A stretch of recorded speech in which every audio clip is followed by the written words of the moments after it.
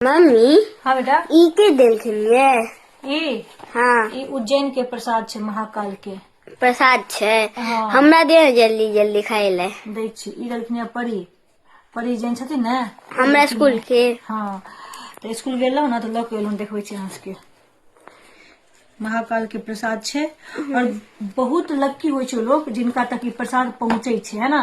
प्रसाद मांगि के खेबाक चाही बाकी तो अहाँके प्रसाद घर आबि गेल बुझियो जे अहाँ भगवान के अहाँ पर कृपा छै है ना। ई की छै देखाबै छी ई धूमन दीप छै दिया और ई नजरिया छै। अच्छा हाँ बहन देव सब गोटा के हाथ में आ ओ तो पता है अहाँ के बहुत माने छथिन अपना सबके। ई तो प्रसादे छै। हाँ ई की छलै करने ना ई दिया छै ए देखियो ई नजरिया छै धागा प्रसाद देखबै छी। वाओ कोन कोन प्रसाद छै तीनटा छै ना। ई देखियो तो अहाँ के तो ई फेवरेट हैत।